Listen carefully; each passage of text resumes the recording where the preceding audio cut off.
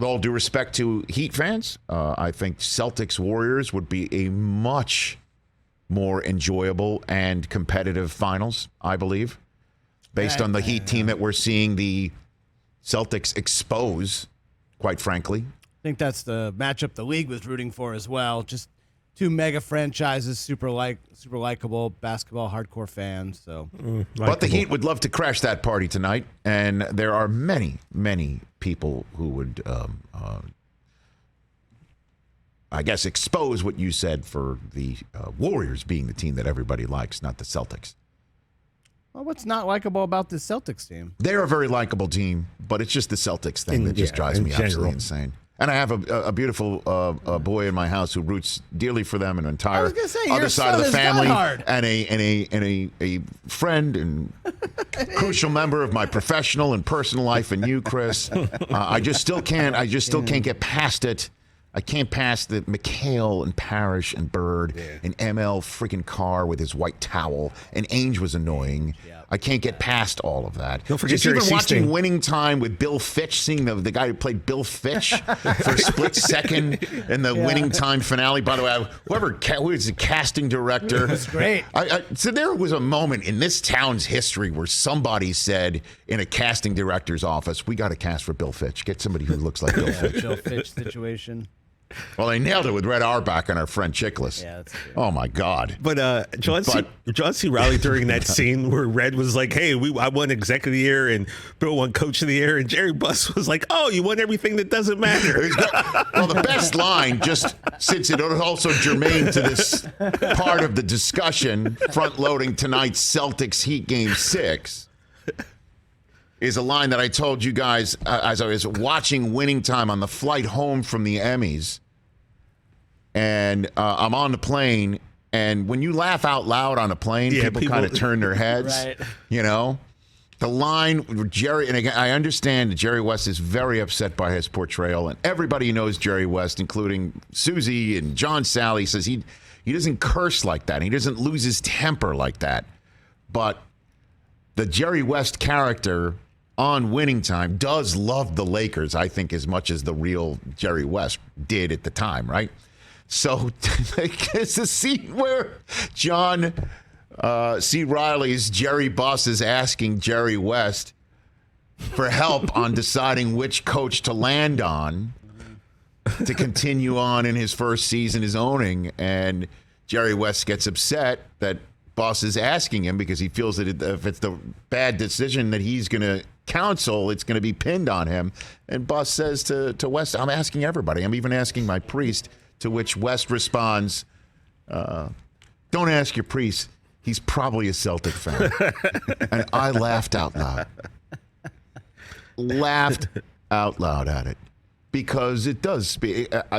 They are likable, man. Jason Tatum is likable. Yeah, Jaylen Brown is so super likable. I understand Their if people coach don't is like likable. Everyone loves the coach's wife. Understand. Marcus Smart. I get if you don't like it. Why don't I mean you honestly? He's one of those you like him if he's as self-made as they come. Like kids dig him. He colors his hair. Yeah. It's just that shamrock, man.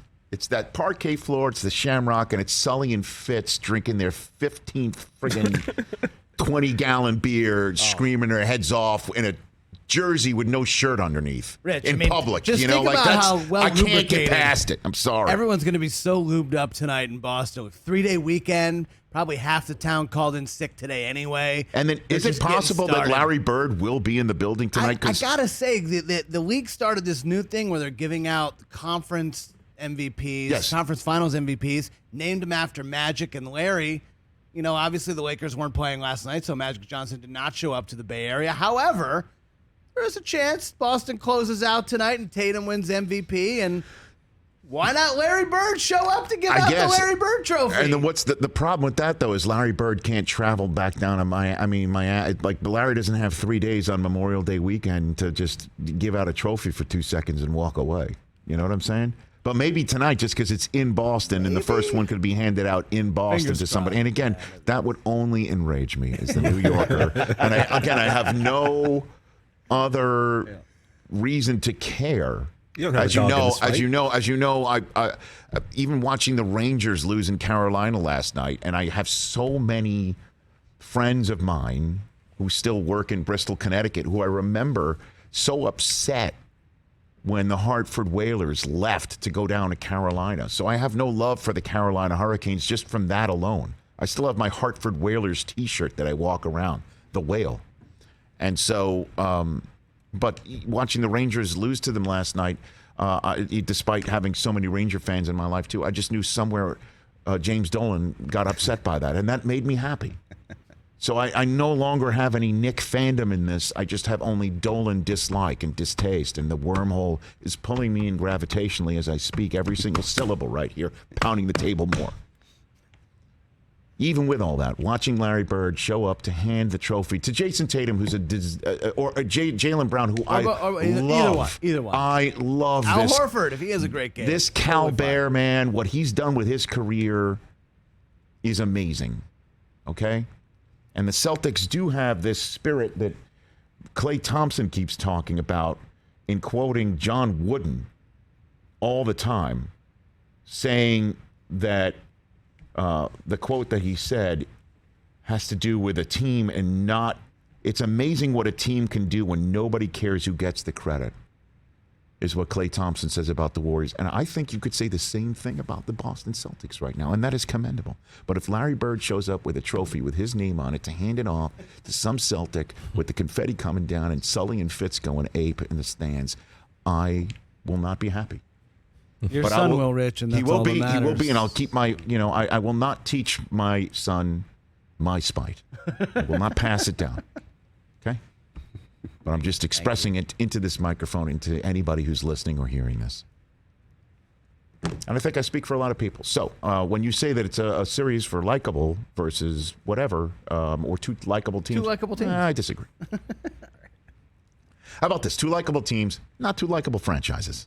That's maybe a little more accurate. Yeah, okay. Sure. Take your gremlins, take your ghosts, and stick them somewhere. Okay. Saying it with my chest.